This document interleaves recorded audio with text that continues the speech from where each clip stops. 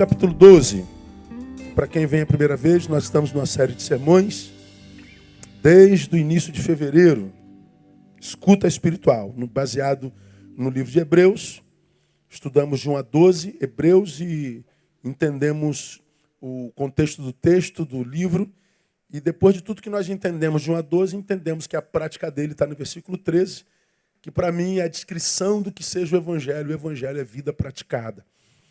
E a gente está conversando sobre essas nuances do Evangelho. E nós chegamos, vamos a Hebreus primeiro, chegamos a quase o final, é o penúltimo versículo que a gente vai estudar. Provavelmente a gente termine na última quarta-feira de julho, ou mais umas duasinhas de agosto. A gente está em Hebreus 13. A gente está no verso 18, foi o que nós começamos na quarta-feira passada.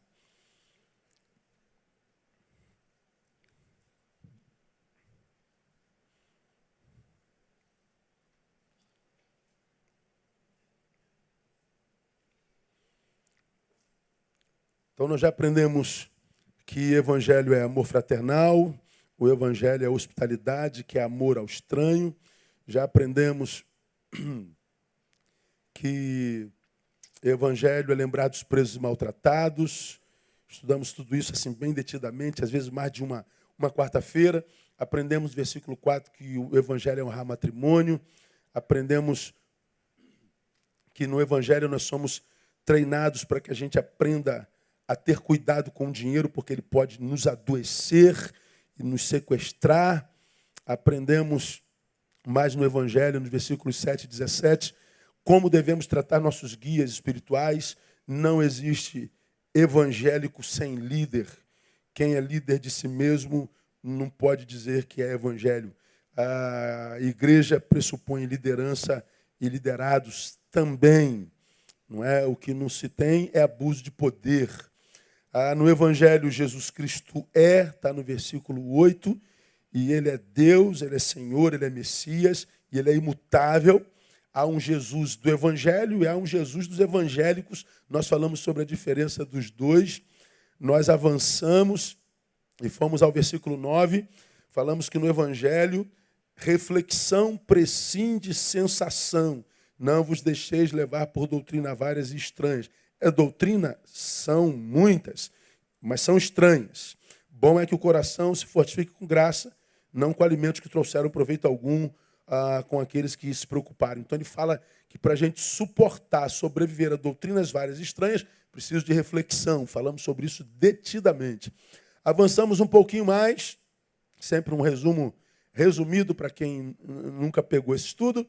Nós aprendemos, versículo 14, que a presença e relação do cristão no mundo, com o mundo, é de transitoriedade, porque não temos aqui cidade permanente, buscamos a vindoura. Nós estamos de passagem. Então, falamos sobre isso assim, bem detidamente. Assim, deveria ouvir essa palavra.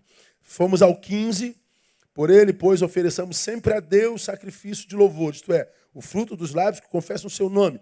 O sacrifício no Evangelho deve ser somente do que Deus pede. O que ele pede é louvor. E louvor não é música.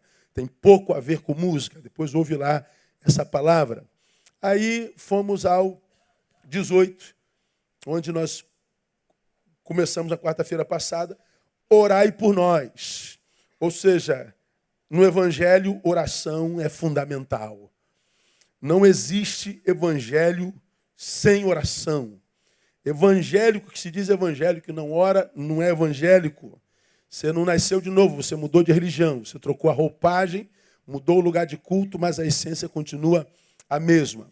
Aí na quarta-feira passada, nós falamos sobre o que é oração a partir de Atos capítulo 12. Agora sim nós vamos a Atos capítulo 12, para situar o que a gente falou na semana passada, e a gente vai falar também a partir de agora. Atos capítulo 12, nós falamos da experiência de Pedro na prisão.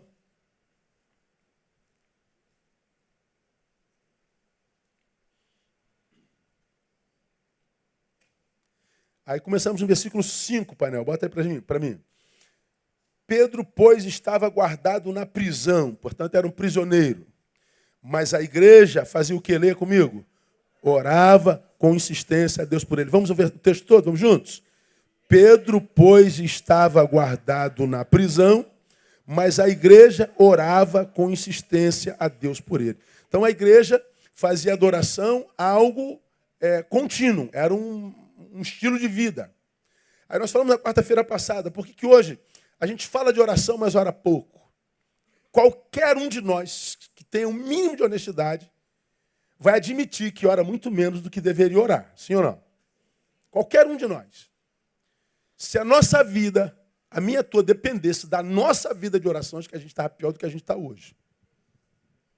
Então a gente está melhor do que deveria estar caso nossa vida dependesse da nossa oração, da nossa comunhão com o Pai. Eu falei, por que hoje a gente ora pouco? Porque, primeiro, nós somos influenciados no nosso conceito mental, ou seja, nossa forma de ler a vida e de se relacionar com o mundo, com a influência do mundo capitalista. O mundo capitalista tem 3 valores: ter, ter e ter. Se não quiser esse, tem outros: ganhar, ganhar, ganhar. Se não se sente bem com esse, possuir, possuir, possuir. Ora, nós vivemos nessa perspectiva. Nós queremos ter, ganhar, angariar, possuir. O que acontece? A gente não percebe que a gente leva essa cultura do ganho, da compra, do consumo, da obtenção para a nossa relação com o divino. Aí o que a gente faz? Transforma oração em petição. Toda vez que a gente vai falar com Deus é para tirar alguma coisa dele. Ninguém fala com Deus sem que nessa oração peça a Deus alguma coisa. Aí você me viu falar que muitas vezes a gente tem vida devocional, não tem experiência na vida devocional, tem vida de oração, não tem resposta de oração, sabe por quê? Porque você vai para o quarto em secreto, olhar o teu pai em secreto, que ele diz que vai te abençoar, só que você vai em secreto orar para o teu pai, você não vai orar, você vai pedir teu pai. Você pensa que o pai está feliz porque você chegou para orar, mas o pai está dizendo, lá vem um pidão de novo. Já sei o que ele vai me pedir. Só fala comigo para pedir alguma coisa. Nós fizemos a sinonimização de oração e petição. Nós aprendemos que petição está contida na oração, mas não é oração propriamente dita. Aí passei um serviço, um exercício para casa. Faça uma oração para Deus nessa noite de 3 minutos sem pedir nada a Ele. A maioria de vocês deve ter pensado, meu Deus, se não é para pedir nada, o que eu falo na oração, né? O que se diz na oração? Pois é. Nós aprendemos que por isso que a gente não tem experiência na oração. A gente não ora por causa da influência capitalista. A gente não ora porque orou durante um tempo, não teve experiência, ninguém continua fazendo o que faz se não recebe fruto daquilo. E outra, a gente não tem sucesso na oração porque a gente não entende que oração não é petição, a petição pode estar contida. Por isso que a Bíblia diz que a gente deve falar com Ele com orações e súplicas. Súplica é uma coisa, oração é outra. O que é oração? Oração é o que transforma o nosso encontro com Deus em relacionamento. Deus me alcança pela palavra, a fé vem pelo ouvir, então gerou fé. Me encontrei com Jesus através da palavra. Ele falou comigo. Se eu não falo com ele, eu me encontrei com ele, mas não iniciei relacionamento. Quando ele fala comigo e eu falo com ele, iniciamos relacionamento. Então, oração é aquilo que produz intimidade. E não pode haver intimidade se um dos relacionáveis, toda vez que fala com Deus, fala para pedir. Então, oração é diálogo. Oração é troca de ideia, como quem conversa com o pai. Oração é abertura de coração. Oração é abertura de coração. Oração é o derramar-se na presença do Senhor. Oração é o que faz a manutenção da nossa intimidade com Ele. Então, a oração ela é preponderante na vida de um cristão. Não tem jeito. Não tem como ser de outra forma. Agora, eu fiquei de, nessa noite, começar a estudar com vocês, nessas próximas quartas-feiras,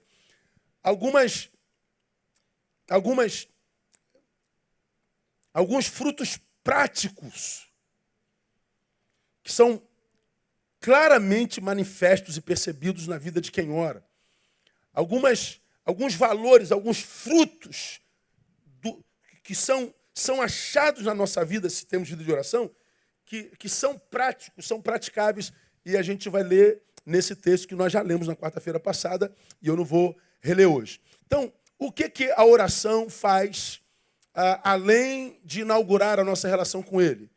Nos especializa naquilo que eu vou chamar em remar contra a maré. Me especializa em remar contra a maré? Pastor. Me especializa em produzir equilíbrio na minha interioridade. Ou seja, o que está do lado de fora eu não tenho como equilibrar, mas o equilíbrio permanece aqui dentro. Ela gera essa destreza de fazer uma desconexão entre o que acontece fora e o que acontece dentro. A oração nos capacita para transcender circunstâncias. Veja o versículo 6. Bota para a gente, painel. No 5 diz, Pedro estava preso. A igreja orava com insistência.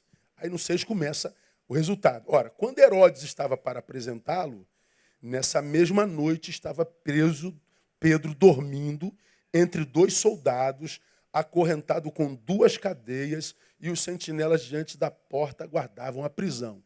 Olha os antagonismos desse texto. Tiago foi morto outro dia. O povo adorou. Herodes era político. Vou matar mais um, vou alegrar o povo. Pedro está preso. Bota o 6. Nessa mesma noite, ou seja, que Pedro ia ser apresentado, Pedro estava dormindo entre 2 soldados. Agora, olha lá, acorrentado com 2 cadeias. O que chama de cadeia é as algemas. Diz mais adiante que ele estava também sob grilhão nas pernas. Então, ele tinha os grilhões nas pernas e corrente unindo as mesmas. Ele tinha algemas nas mãos unindo as mesmas. Ele estava no calabouço, e o calabouço naquela época quase sempre era tomado por água, ratos, muitos. Pedro estava com ferro na mão, Pedro estava com ferro nos pés, Pedro estava preso, privado da liberdade, Pedro não tinha cama e colchão confortável, mas no meio dessa calamidade, Pedro estava fazendo o quê? Me digam vocês. Dormindo. Dá para dormir assim, gente? Mas o texto está dizendo que Pedro estava dormindo. Cara, como isso me conforta. Você não tem... Sabe aqueles dias que a gente perde sono? Já perdeu sono alguma vez? Já teve dificuldade de dormir? Ou está tendo dificuldade para dormir, irmão? Está ruim de dormir hoje, não está? Todos nós já passamos por problemas que nos tiraram o sono. E há gente que não dorme bem em tempo algum na existência. De vez em quando teu cônjuge fala assim, meu Deus, tem prego na cama, você roda para lá, roda para cá, o que houve? Não está tudo bem nada, senão tu estava igual morto, em coma. Mas tu está rodando para lá, está rodando para cá, tu não dorme. Algum desconforto interno te incomoda. Algum descontrole mental, o raciocínio te incomoda. Você deita, teu corpo está inerte, mas teu pensamento... E você diz, meu Deus, onde é que eu desligo? A gente queria desligar da tomada algumas vezes. Acontece contigo ou é só comigo? Com todos nós acontece isso. A gente não tem controle do pensamento, ou seja, do diagnóstico da coisa que nos tirou o sono. E aí vem a irmã insônia e deita do nosso lado e diz, vamos passar a noite junto? E você passa a noite com a insônia. Não é com a sônia, é insônia. Dá desespero maior quando você vê que o dia começa a clarear. Falei, meu Deus, já está amanhecendo. E você tem um dia cheio no outro dia. Bom, você sabe o que é perder sono. Agora, esse texto ele é para mim brilhante. Pedro dorme no meio da calamidade. Do lado de fora ele não tem controle absolutamente nenhum. A maré estava braba. Mas diz o texto que Pedro rema contra a maré. A circunstância era absolutamente dolorosa e contrária. Mas diz o texto que Pedro transcende as circunstâncias.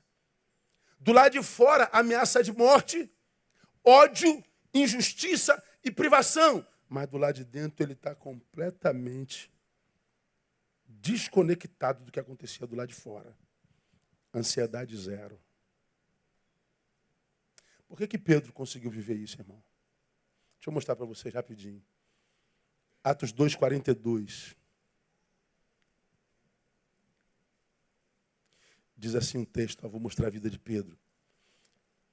E perseveravam na doutrina dos apóstolos, na comunhão, no partir do pão e no que mais? Nas orações. O que diz a primeira palavra desse texto aí? E perseveravam. O que é perseverar? É continuar. Quando a demanda diz para a gente parar. Aí diz que os apóstolos, Pedro era o líder, perseveravam na doutrina, no estudo da palavra, na relação com o outro, no partir do pão, na generosidade, nas orações. Então, oração não era algo esporádico na vida de Pedro. Era algo do que ele não abria mão. Veja Atos 3:1. Pedro e João subiam ao templo. Que hora era? A hora da oração, a nona. É a tal da porta formosa, que tinha um homem lá. Dá uma esmola aí, não tenho prata nem ouro, mas o que tenho eu te dou. Em nome de Jesus Nazareno, levanta e anda. E ele levantou e andou. Agora, por que Pedro fazia isso? Por que Pedro suportou a prisão? Porque ele estava não só nas casas com os irmãos perseverando na oração, mas Pedro subia ao templo e orava. Então, era vida praticada. Veja o capítulo 10, verso 9. 10, 9. No dia seguinte, indo ele em seu caminho, e estando já perto da cidade, subiu Pedro ao eirado para fazer o quê? Para orar. E era cerca da hora sexta. Hora nona, hora sexta, hora não sei quanta hora. Pedro não tinha horário para orar. Ele sentia necessidade de Deus e ele largava tudo e ia passar um tempo a sós com Deus. Ele, portanto, diferente da maioria de nós, não secundarizava a sua relação com Deus. Ele não terceirizava a relação com Deus. Ele tinha essa necessidade com Deus. Vamos ver mais umzinho. 11:5, painel. 11:5, do mesmo livro. Olha lá. Estava eu orando na cidade de Jope, e em êxtase tive uma visão. Pedro falando. Descia um objeto como se fosse um grande lençol sendo baixado do céu pelas 4 pontas, e chegou perto de mim. Aí você conhece aquele lençol que desceu com joelho de porco, com carré, aquela coisa maravilhosa que a gente adora, tudo que tinha uma feijoada, e diz, come, não como nada que seja imundo. Agora, por que Pedro tinha visão? Por que Pedro foi escolhido para falar para os gentios? Diz o texto, estava eu orando na cidade de Jope. Pedro vivia a vida de oração. Mais umazinha para a gente terminar, 6:4. Mas nós perseveraremos o quê? Na oração e no ministério da palavra. Foi quando eles escolheram os diáconos, as viúvas dos judeus e dos gentios estavam brigando porque os dos judeus puros recebiam a cesta básica melhor e as que eram pagãs recebiam uma cesta pior. E aí começou o litígio na igreja por causa da vida social.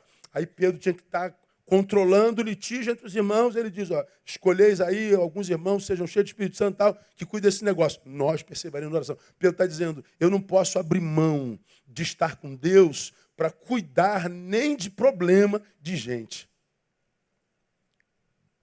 Eu não deixo gente sem solução.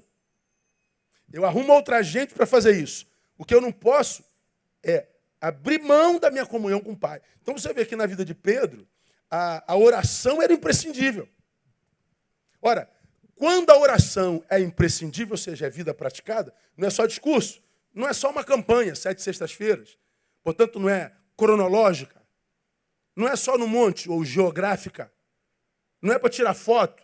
Você já viu gente que sobe um monte e tira foto, ajoelhado, grava vídeo, dizendo, estamos no monte, estamos lá, como quem diz, olha como é que eu estou no monte, sou mais santo que você que ora no banheiro. Você já subiu um monte, irmão? Não, eu vivo no monte, irmão. Aí tu vê. Aí a linguagem do monte é sempre aquela linguagem bem evangelical. O homem de Deus, o varão, o profeta, a profetisa, a ungida, a gloriosa. Aquela coisa bem espiritual. que impressiona só ele mesmo. Mas Pedro não. Pedro tinha vida de oração que não era fotografável, era real. Não era liturgia, era modus vivendi. Era prática vivencial. Não era para inglês ver. Então, o que acontece quando nós temos esse tipo de oração? Ela nos especializa em remar contra a maré. Ela produz esse equilíbrio no meio da turbulência, dentro da nossa interioridade. Ele faz com que nós nos desconectemos mesmo. Ela nos capacita para lançar sobre ele toda a nossa ansiedade. O que você pode fazer sobre os feitos de Herodes? Eu não posso fazer nada. Então por que eu vou ficar desesperado? Vou entregar na mão de Deus. Vou dormir com cadeia e tudo. O que tem tirado teu sono, meu irmão? O que tira teu sono é a postura do outro. É uma circunstância nacional, brasileira. É uma condição material que a respeito da qual você já fez tudo. Você agora está dependendo de terceiros, você não tem poder sobre o outro. Se você não tem poder sobre o outro, se você não tem gerência lá, por que está perdendo sono? Se não depende mais de você, se você já fez tudo, por que não entrega e dorme? Pois é, para a gente conseguir entregar e dormir, só se a gente começou essa relação de intimidade. O teu trabalho é descansar em mim. Difícil é descansar. Porque a gente está tentando fazer de outra forma. Porque não aconteceu no nosso cronos. O cronos de Deus é diferente do nosso. Bom, Pedro está dizendo, eu não posso fazer nada. Então, por agora, o que me cabe é dormir. Então, eu vou dormir. Por agora, o que me cabe é discutir. Então, eu vou discutir. Então, ele vivia um momento de cada vez. O que faz isso, irmão, é intimidade com Deus. A maré estava braba, mas Pedro dormia. O texto fala, irmão, da bênção sobre o sono. Abra sua Bíblia em Salmo capítulo 3. Deixa eu mostrar uma coisa a você. Como é que a Bíblia é linda, cara. Salmo capítulo 3. 5.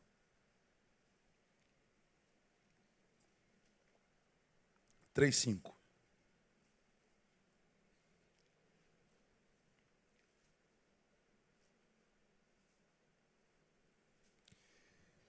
Eu me deito e durmo, acordo. Porque você é bom, Neil? Porque você tem controle pleno, Neil? Porque você é estudado, Neil? Porque você é semideus? Não, não. Eu me deito, durmo, acordo. Por quê? Leia vocês. Porque o Senhor me sustenta. Quem está dizendo é Davi. Aí eu vou para as minhas elucubrações. De que sustento eu preciso se eu estou dormindo? Eu preciso de sustento quando eu estou carregando um saco de cimento. Eu preciso de sustento quando minhas forças já se foram, depois de tanta luta no dia a dia, na vida. Meu Deus, estou cansado, Deus me sustenta. Agora você chegou ao final do dia, deitou. Só está dormindo que o Senhor está sustentando. Está te sustentando do quê? Que tipo de sustento a gente precisa no sono? Pois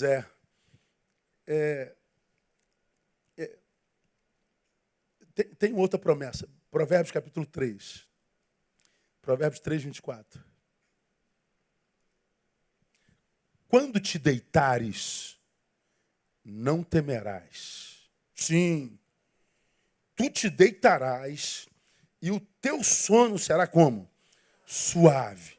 Tu te deitarás, não temerás, ou seja, você vai conseguir desligar do que viveu e do que vai viver, ou seja, vai ser absolutamente senhor do teu agora. Ao passado você vai dizer, já foi teu tempo, fique aí. Ao teu futuro você vai dizer, fique aí, vai chegar a tua hora. Estou vivendo o meu agora. E o agora é o tal do sono e do descanso, que parte do pressuposto biológico. Se eu não durmo bem, eu não vivo bem amanhã. Se eu não durmo bem, provavelmente não vivi bem o dia que acabou. Se eu não durmo, eu não tive domínio sobre o meu dia teve domínio sobre mim. Então eu desperdicei um dia, provavelmente. Durmo mal, já sei que o meu futuro está escrito. Vai ser no mínimo semelhante ao meu dia anterior. Outra porcaria. Agora, vive um dia mal, dorme mal. O outro dia mal de novo. Esse final de dia, o segundo, você dorme mal de novo. Dorme o terceiro dia mal de novo. Então, mais 3 dias mal vividos. Isso vira um mês. Isso vira 2 meses. Isso vira 6 meses. E você está vivendo mal por tanto tempo. E quem vive mal por tanto tempo acaba perdendo a capacidade de voltar a sonhar de que é possível voltar a viver bem de novo. Aí você vê essa geração de gente que se entregou. Como eu tenho dito, morreu antes da morte chegar. Cara, por que você se entregou? Não dá, pastor. Eu já tentei de tudo. Eu acho que eu nasci para sofrer mesmo. Eu nasci para... Por que você acha que você nasceu para sofrer? Porque está sofrendo há tanto tempo que não acredita mais que dá para viver uma vida sem sofrimento. Você está perdendo há tanto tempo que você passa a duvidar que tem gente que anda em vitória mesmo, que a vitória desse sujeito possa ser verdadeira. Como a cultura é da ausência de qualidade de vida, e é muito fácil de provar a ausência da qualidade de vida, de onde você acha que vem esse desejo frenético por prazer? A gente está viciado em prazeres momentâneos. Qual é a boa de hoje? A gente quer, a gente não consegue mais estar, a gente não consegue mais a bênção da contemplação. A gente fala de viagem como se viagem fosse a coisa mais importante da vida. E quem não pode viajar? Não tem como ser feliz porque não pode viajar para Nova York? Quem não pode viajar para Friburgo não pode ser feliz? Então o que traz a felicidade é o dinheiro. Não. A bênção de Deus, a paz de Deus, lembra disso, nós já pregamos sobre isso aqui, vale a pena lembrar. Tem um texto na Bíblia, Jesus dizendo assim, ó, deixo-vos a paz, a minha paz vos dou. Agora olha só, não vos la dou como o mundo a dá. Então ele está dizendo, há um tipo de paz que o mundo imprime sobre o homem. Só que a minha paz não é como a do mundo. São 2 tipos de paz. É como assim? A paz do mundo é aquela que você só consegue experimentar quando você está em movimento. Subiu no avião. Caraca, estou indo para, Gramado. Estou indo para Foz do Iguaçu. Estou indo para, sei lá para onde. Eu estou saindo daqui, dessa desgraça. Então tu está em movimento. Ora, tu está em movimento, se esquece da realidade. Aí você tem paz. Voltou para a realidade, a paz acaba. Porque a paz do mundo não é paz do repouso. Você não tem paz quando você está. Você só tem paz quando você produz. Você só tem paz quando está em movimento. Ora, por que uma pessoa vicia em cocaína, em crack, em álcool? Meu filho, não entra nisso, isso é uma droga. Olha o nome disso, se fosse bom o nome não era droga. Olha, o cara sabe que é droga. Só que quando ele deu aquela cheirada naquela carreirinha de cocaína, cara, ele foi lançado numa outra dimensão. Brother, vocês não têm noção, irmão. O bagulho é doido aqui em cima.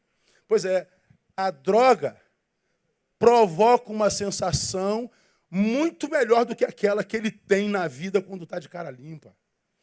Droga para o drogado é a vida dele. A droga me tira dessa droga de vida que eu vivo. O álcool me tira dessa droga de vida que eu vivo. A religião, o culto, me tira dessa droga de vida que eu vivo. Então, quando eu estou no culto, é uma bênção, pastor. Estou no culto, pastor, eu esqueço dos problemas, porque Deus fala no meu coração, a oração toca no meu peito, e eu fico feliz. E quando acaba o culto? Aí volta a droga de novo. Eu preciso de culto segunda-feira, preciso de culto terça-feira, preciso de quarta-feira, preciso de culto sexta-feira, preciso de culto às 8, 10, 12, 14, 16, 18 e 20. A religião tem tido o mesmo efeito que a droga tem em muita gente. Porque o que se quer é fugir do repouso.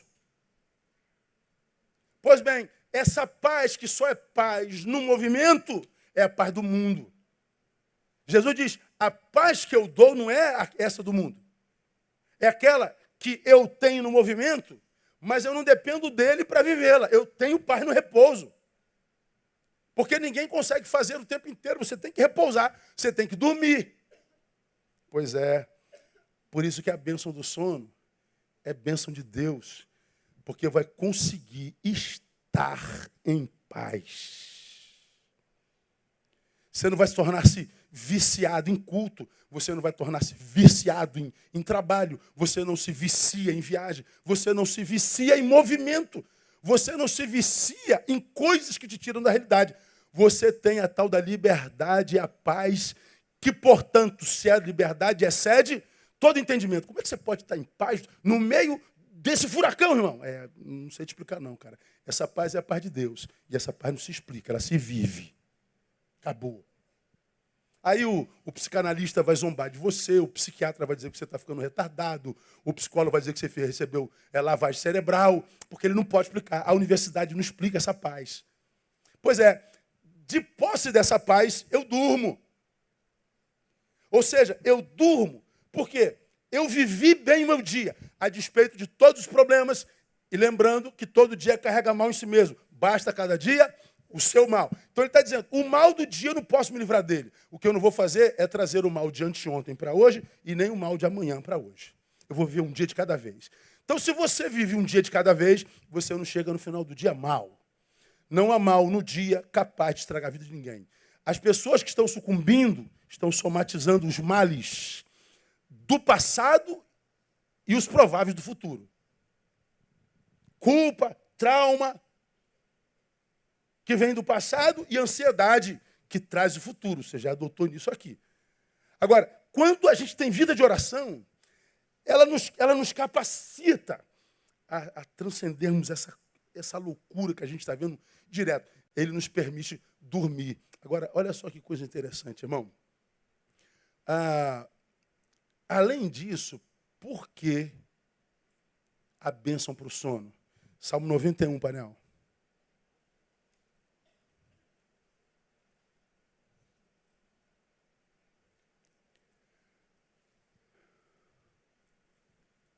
Salmo 91, 5. Vamos imaginar que você fosse o diabo. Ou é? Não.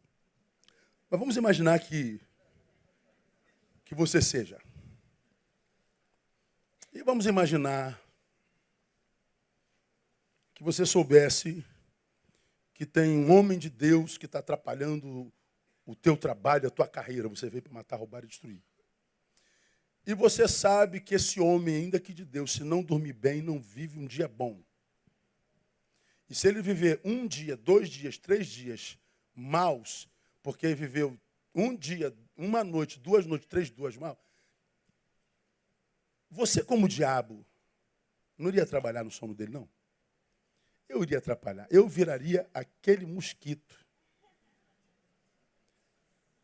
diabólico que aparece de madrugada, que sabe que você escuta com o ouvido.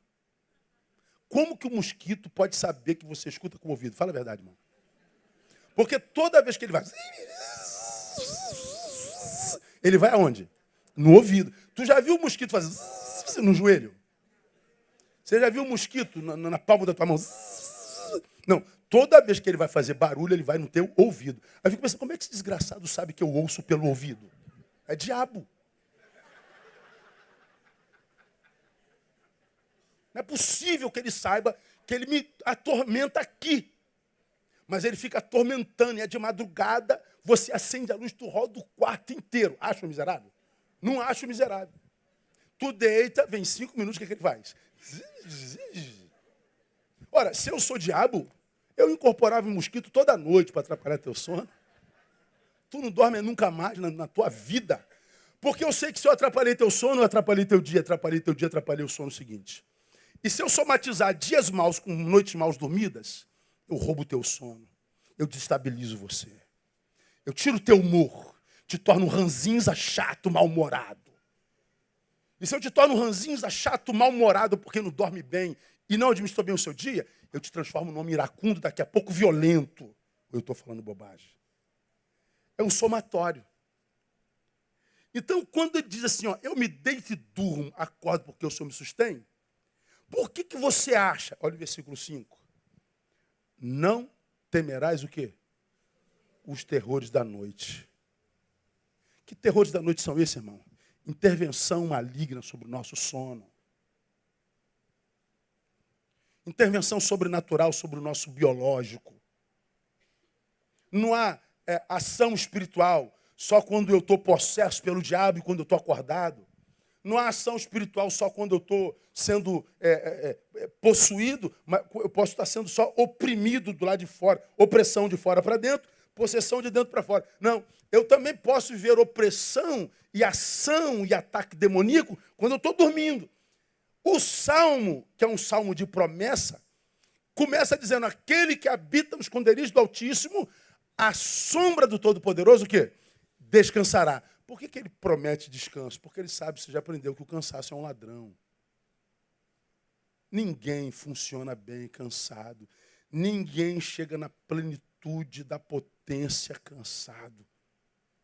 E ele está dizendo, se eu habito no esconderijo do Altíssimo, é na sua sombra que eu descanso. Aí ele fala que o Senhor é seu refúgio. Ele me livra do laço do passarinheiro, da peste perniciosa. Ele me cobre com as suas penas, debaixo das suas asas encontro refúgio. A sua verdade é escudo e broquel. Aí ele diz, você não vai temer os terrores da noite, nem a seta que voa de dia e de noite. Hoje, então, no Rio de Janeiro, seta que voa de dia e de noite é bala perdida. A dona Hélida perdeu o seu filho enquanto jogava bola. Foi acometido por um tiro. Então ele fala da ação maligna sobre o nosso biológico de dia, e ele fala sobre a ação maligna sobre o nosso biológico de noite, os terrores noturnos. Então, qualquer um de nós sabe que se eu não durmo bem, o meu outro dia não será bom, ele não será produtivo. Os terrores da noite. Agora, olha só, para a gente terminar, 10 minutos. Como que esses terrores podem agir entre nós? Aí nós vamos voltar para um assunto que nós já tocamos, Filipenses capítulo 4.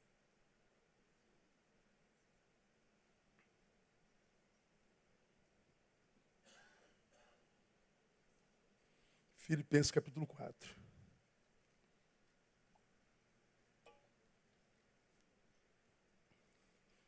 De 6 a 8. Olha lá, já estamos hoje, ó. Leiam comigo. Não andeis ansiosos por coisa alguma. Antes, em tudo, sejam os vossos pedidos conhecidos diante de Deus pela oração e súplica, com ações de graça. Continua, 7. Para. Vou te situar. Não andeis ansiosos por coisa alguma, antes em tudo sejam vossos pedidos conhecidos diante de Deus pela oração e súplica. Com ações de graças, olha como é que começa o versículo 7. E a paz de Deus, ou seja, aí então, como consequência da oração e súplica, não só súplica nem só oração, como consequência disso, leia comigo, a paz de Deus, que excede todo entendimento, fará o quê? Guardará os vossos corações, emoção, e os vossos pensamentos, razão, em Cristo Jesus. O versículo 8. Quanto ao mais, irmãos, olha só, tudo que é verdadeiro, tudo que é honesto, tudo que é justo, tudo que é puro, tudo que é amável, tudo que é de boa fama, se há alguma virtude, se há algum louvor, conclua para mim, nisso pensai. Agora, escute o que esses 3 versículos estão falando para nós, e você vai entender por que eu preciso dormir. Esses versículos estão dizendo algumas coisas. Primeiro, que a oração tem influência nas nossas emoções. Volta para o 7, painel. Para o 6. Não andeis ansiosos. Isso é uma ordem. Não é uma sugestão. Meu povo, se for possível, não andem ansiosos. Não, é ordem. Como eu já falei aqui, como vencer a ansiedade, além de desconfigurar o nosso agora e o nosso hoje, é pecado. Andar ansioso é desobediência. Olha que doideira aí, cara. Por quê? Porque ela desconfigura a vida. Se eu, diz lá o texto, apresento meus pedidos através da súplica e oração, ele está dizendo que a paz de Deus vai me guardar. Então ele está dizendo, eu venço a ansiedade, essa sensação maldita que tira de mim o poder de viver tudo que eu tenho na vida, que é o agora. A ansiedade te catapulta lá para frente, ou traz o futuro e o remédio aqui atrás. Desconfigura a nossa vida completamente. Então, a oração tem influência sobre as emoções. Mas também diz que a oração tem influência sobre a razão. E a paz de Deus, que excede todo entendimento, guardará os vossos corações, sede das emoções, e os nossos pensamentos, nossa razão. Ele está dizendo, Neil, quando você tem relação de intimidade com o Pai através da oração, que não é só petição, você tem intimidade com Ele, Ele vai trazer equilíbrio para as tuas emoções, Ele vai trazer equilíbrio para as tuas razões. Trazer equilíbrio para a razão, para mim, vai ampliar o teu poder de diagnóstico. Você vai olhar para a circunstância assim e falar assim, caraca, meu Deus, eu estou perdido. Não, peraí. O Senhor vai iluminar o teu entendimento e você vai ver o que ninguém vê, cara. Você vai ver todo mundo desesperado e você, não, peraí. Vamos pensar aqui mais um pouquinho. Aqui. Rapaz, é verdade. De onde vem essa capacidade, irmão? É graça de Deus sobre a nossa razão. Essa capacidade de saber que é possível que agora eu não veja uma saída, mas tem que haver. Ele é um Deus que tem chave de todas as portas. Não me deixaria nenhuma vez, nenhum dia, até a consumação dos séculos. Estaria comigo todos os dias. Então tem que ter uma saída. Ele é Deus. Daqui a pouco a tua mente é iluminada e você fala, caramba. E você sai daquela situação. Primeiro te livra da escravidão emocional daquilo. Segundo, amplia tua capacidade de raciocínio. Tua razão, mas esse texto diz ainda um pouquinho mais. Diz que ela tem poder, no versículo 8, na reorganização dos nossos pensamentos. Olha que lindo, cara. Quanto ao mais, irmãos, equilibrou emoção e razão. Beleza aí? Beleza, obrigado, Deus. Pois bem, então você é alguém que estava doente, paraplégico, capaz de andar. Então você é alguém que Deus pôs de pé, te devolveu a vida. Mas como você está doente há muito tempo, tem que aprender a voltar a andar. Porque quem teve numa cadeira de roda por 10 anos, ficou em pé, não volta a andar da vez, vai começar a andar devagarinho, vai precisar de uma muleta. Tem que reorganizar os pensamentos. Aí diz lá o texto, tudo que é verdadeiro, honesto, justo, puro, amável, de boa fama. Se tem virtude, algum louvor, ele está dizendo, nisso pensai. Ele está dizendo, você escolhe o que pensa. Você escolhe o que domina teu pensamento. Você escolhe o pensamento que você toma como seu. Claro que na cabeça de todos nós passa tudo que é tipo de pensamento. Os mais obscuros, os mais malignos, os mais sexualmente adoecidos, os mais odiosos, passa tudo. Agora, fica o que você quer. Quem diz o que fica sou eu, somos nós. Aí você entende o Freudão, né? Freud, você já aprendeu aqui, ele diz, o pensamento é o ensaio da ação. Dominou o pensamento a virar realidade. Então, quando você diz assim, olha, por que eu preciso de bênção para dormir, pastor? É porque ele me livra dos terrores noturnos. Os terrores noturnos que vêm como memórias descontroladas dentro de mim exatamente na hora do meu descanso. Ou seja, entre um dia e outro, Deus pôs uma noite para que a gente não perdesse dia algum. Existe noite para que a gente aproveite o dia. Se eu não durmo, eu não aproveito o dia. Eu vivo anti-evangélico. Porque ele disse, eu vim porque vocês tenham vida e vida com abundante. Se eu não tenho noite, o dia é invivível. Ninguém suporta cansado do jeito que a gente fica depois que perdeu uma noite de sono. Ora, é claro que o inimigo das nossas almas trabalharia para que os nossos sonhos fossem prejudicados. É óbvio. Aí entra esse texto que diz que quando a gente tem vida de intimidade com Deus, oração, não só súplica. Cara, não é pecado nenhum pedir tudo a Deus. Tudo quanto pedides ao Pai em meu nome, crendo recebereis. Claro, é para a glória dele. Então a oração é o meio pelo qual a gente pede coisas a Deus. Mas a gente não pode falar com Deus só para tirar uma coisa dele. É uma relação utilitária. Como eu já falei aqui, nós somos a noiva de Cristo, mas a noiva que quer dar o golpe do baú. Que noiva é essa? Só quer as coisas dele. Não vai ter experiência na oração nunca. Agora, se você, cara, parar para pensar, pense bem. Você já tem tudo, cara. Acho que o que você tem hoje é mais da metade da população mundial. Você pensar que a vida média de um morador do Congo do Sul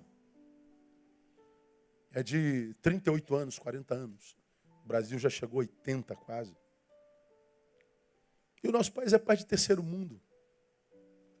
Tem a 8ª economia do mundo e é país de terceiro mundo. É uma incongruência. O nosso país é uma vergonha. Agora, lá no Congo eles vivem. No Sudão do Sul eles vivem. Lá dentro do mato, sem luz, nas tribos. Indiquei para a igreja domingo passado, se você quiser, assista. Humanos, uma viagem pela vida. Pega no Netflix. Humanos. Você vai ver depoimentos de seres humanos no planeta inteiro, nos lugares mais remotos e mais ricos, que fala sobre a realidade da vida, que é impressionante. Você vai ver seres humanos que você não imagina que existam, e você vai ver qual é o conceito deles sobre felicidade. Você fala, meu Deus, eu sou bilhardário e não sabia. Quem vê aquilo não reclama mais da vida. Se você parar para pensar, cara, você é mais do que abençoado em Deus. Você vai sair daqui, ó, você está sendo confrontado com a palavra, mas é uma palavra que confronta não é para te piorar, não, é para te melhorar, para te fazer pensar a própria vida. Um culto evangélico, para mim, é um culto no qual nós estamos sentados à mesa, papai está na cabeceira. Papai está dizendo assim, seu Lenilson, você está falando isso aqui, cuidado, não sei o que é. Olha, Damiana, você, cuidado, minha filha, eu estou te dizendo, não sei o que é papai. Ô, Kátia, você também, babá, olha aí. É papai falando com a gente. A gente faz o que quiser com a palavra de papai. Agora, nunca a gente se arrepende de ouvir papai, sim ou não? Quem dera tantos de nós aqui tivessem ouvido pai e mãe lá atrás, não é? Quantos? Meu Deus, se eu ouvisse meu pai, se eu ouvisse minha mãe, não estava onde eu estou. A gente nunca perde por ouvir papai. Então, quando o papai senta à mesa e vai apontando pela sua palavra o que ele deseja para nós e a gente coloca a nossa vida diante da palavra dele. Nós somos absolvidos por essa palavra ou somos condenados por essa palavra. Agora, o que cada um faz com a palavra que recebeu é estritamente subjetivo. Como eu tenho dito, eu gostaria de que a minha religião tivesse algumas doutrinas de uma outra religião. Por exemplo, como Paulo foi o cabeção, foi o filósofo, queria que Paulo tivesse escrito alguma coisa sobre reencarnação, por exemplo. Imagina, cara, como eu já falei aqui umas 1000 vezes, é uma doutrina simpaticíssima. Porque você vai morrer aqui, mas vai voltar. Ó, fomos desgraçados nessa vida. Tem problema, vai voltar. Graças a Deus, na outra eu dou uma melhorada. Mas foi muito ruim, vai voltar um cachorrinho doméstico. Mas se você for um cachorro bom, tu volta um pônei na outra, ele evoluiu. Tu volta. Daqui a pouco você vira gente de novo. Ok. Cara, como eu queria que tivesse isso na Bíblia, que alguém tivesse embasado isso assim, ó, factivelmente falando. Não tem na Bíblia. Na Bíblia, nós somos cristãos, a Bíblia é nossa regra de fé e prática, é a palavra de Deus. Está escrito lá, aos homens está ordenado morrerem o quê? Uma só vez. Depois disso vem o quê? Juízo. Então nós só temos uma vidinha. Se você tem a minha idade, 52, agora é 1º de agosto, tu tem mais passado que futuro. Ou tu acha que vai ver mais 50 anos? Vai não, filho. Você tem aí 20 anos de vida saudável no máximo. O resto é só para baixo. Em direção para o buraco. Dá para perder tempo? Dá não, mano. Dá não. Vai perder tempo com quem não quer nada? Não perco nada, irmão. Morre aí, irmão. Ó, aqui, ó, a palavra está aqui, filho. Tá vendo? Não vem me culpar, não. Estou fora disso. Perdendo tempo com gente que não edifica, com projetos que não vão te levar a lugar nenhum, com sensações corpóreas que são cronológicas e pequenas, que não vão te enriquecer em nada. E daqui a pouco a idade veio e tu não fez nada com a tua juventude. O que sobra é frustração e culpa. Dá não, irmão. Se você ouve a palavra, pratique. A oração é imprescindível na vida de um servo do Senhor. Por quê? Porque ela me faz remar contra a maré. Eu acho que na história dos homens, nós nunca estivemos numa maré tão braba, cara. Tá ruim demais. Você tem tudo no lugar, daqui a pouco vem aquela angústia em você que não sabe de onde veio. Meu irmão, de onde que vem essa desgraça toda? Você já aprendeu. É a humanidade, 7 bilhões de seres humanos produzindo. Nossa produção humana, nossos assassinatos, nossas corrupções, nossos julgamentos, nossas ausências de misericórdia, malignidade, nossa pedofilia, nossa indiferença, nossa promiscuidade, nossa podridão sobe como produção humana e a potestade do ar se alimenta de tudo isso e faz chover chuva ácida sobre nós mesmos. Desce como nuvem que você mal respira.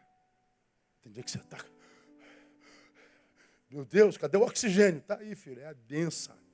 É a densidade espiritual que está sobre os seres humanos, que a gente não consegue discernir. A de B, preto de branco. É uma irracionalidade, meu Deus do céu, é um tempo louco. E a gente pede a Deus para não enlouquecer, não é verdade? Pois é, o refúgio disso tudo é oração. Faz do teu quarto um altar. Restaura o altar do teu quarto. Que teu quarto não seja só um dormitório, mas seja um lugar onde você se encontra com Deus. Separa uns minutinhos no dia. Que teu altar seja a cozinha do teu trabalho. Que teu altar seja dentro do teu carro por alguns minutos. Que teu altar seja o teu próprio quarto. Que teu altar seja teu escritório.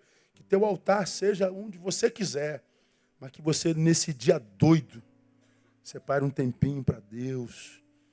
Para você sair desse corpo um pouquinho e dar uma respirada. Porque viver nisso aqui o tempo inteiro está insuportável.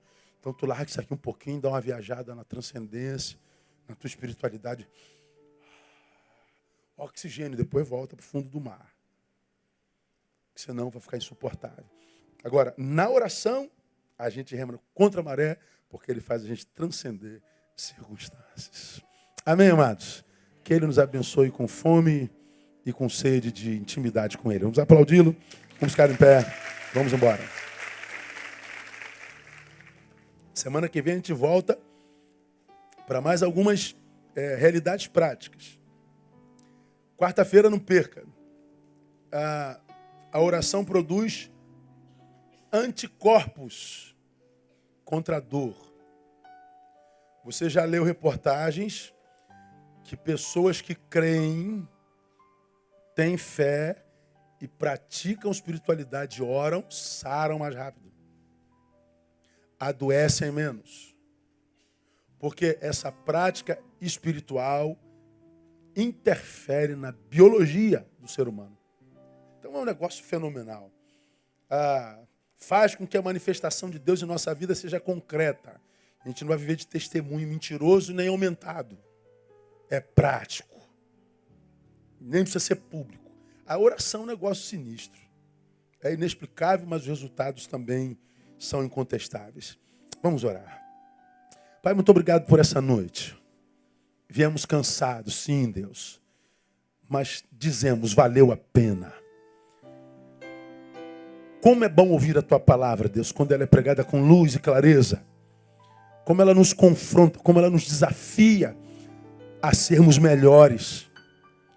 E, ó Deus, uma vez que a maré está braba, uma vez que a corrente está forte, nos capacite em oração para remarmos contra ela. Ajuda-nos a viver essa transcendência. Ajuda-nos, ó Deus, a viver essa desconexão entre o que está fora e o que está dentro. Que se do lado de fora nós não temos poder, que o que está do lado de fora não tenha poder sobre o que está do lado de dentro. Dá-nos essa paz, ó Deus, que excede todo entendimento. Essa paz, ó Deus, que influencia na nossa emoção, na nossa razão e que nos ajuda a dominar os nossos próprios pensamentos, vencendo a ansiedade. Abençoa esse teu servo, tua serva que veio aqui com tanta humildade de coração, com tanta disposição em ouvir a tua palavra, que ele receba essa vitória do Senhor. Te daremos glória. Despeça-nos em paz, que todos os que da tua casa saem, cheguem nas suas próprias casas, sãos e salvos, e que recebam do Senhor o restante de semana abençoado, porque nós oramos e abençoamos o teu povo no nome de Jesus, nosso Senhor. Amém e aleluia. Melhor aplauso. Deus abençoe. Até sábado na resenha jovem. Dá um abraço no teu irmão antes de sair. Até lá.